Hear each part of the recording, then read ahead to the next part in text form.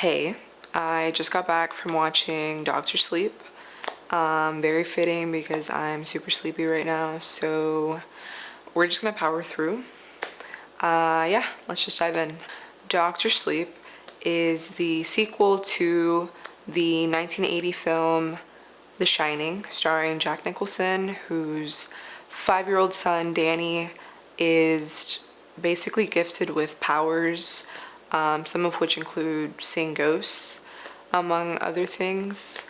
Now, Doctor Sleep is directed by Mike Flanagan and stars Ewan McGregor. In the name of Doctor Sleep takes place during 3 time periods: 1980, 2011, and present day 2019. So in the film, we see Danny, who now goes by Dan, as an adult in his late 30s, early 40s. He's clearly been struggling with substance abuse, among other self-destructive tendencies, which is a direct reflection of his traumatic experience as that 5-year-old at the Outlook Hotel.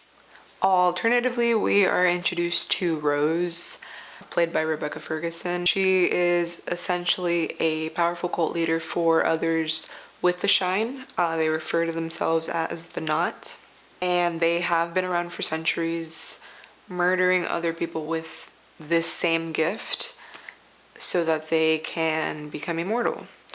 More often than not, their victims include children, but this wouldn't be a Stephen King film otherwise. Now, these cult members rely on killing others with the Shine, essentially to feed off of their souls, which they refer to as steam. Now, Dan actually develops a mental connection with a young girl named Abra, and they become kind of like pen pals, essentially, for a number of years until, shit hits the fan and they have to take down Rose and the Knot using their shine powers.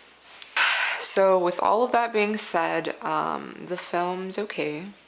I'm personally not a huge fan of the whole idea that the Shine is a superpower, and you start to lose me when you introduce elements of magic. The reason I loved Stanley Kubrick's take on The Shining was because it was more of a horror film than anything. Doctor Sleep, on the other hand, I feel like relied too much on the enchanted aspect, which is completely my bad because I went in thinking it would be more of a horror film like its predecessor, which was my mistake. Now, I'll be the first to admit that I've never read either of these Stephen King novels, so I can't attest to whether it followed the novel structure. I will say though that Ewan McGregor was really good, and I loved the whole uncle-niece dynamic that he had with Abra, the younger girl in the film. It was very believable, and I enjoyed it.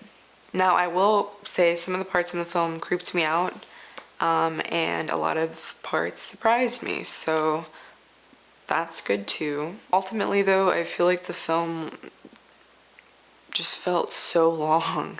I felt like a lot of parts in the film didn't need to be in the film, like they didn't contribute to the narrative in any way. I also feel like the film relied too much on nostalgia and finding lookalike characters to add scenes that weren't in the original 1980 film. I don't know, it just felt kind of cheap. Seeing a lookalike Shelley Duvall and a lookalike Jack Nicholson just made me laugh, to be honest, and I know that wasn't the intention, but that's just how comedic the whole idea seemed to me. Yeah, I wasn't a fan. It didn't do it for me. Anyways, Doctor Sleep isn't a film that I feel like I'd ever watch again, but that's just me. If you are a Stephen King fan, if you've read the novels, by all means go see this movie. So I'm gonna give Doctor Sleep 2.5 stars. No heart.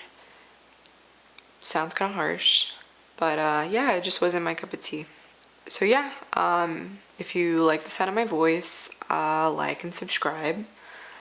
And yeah, thanks for listening, guys. I will see you in the next one.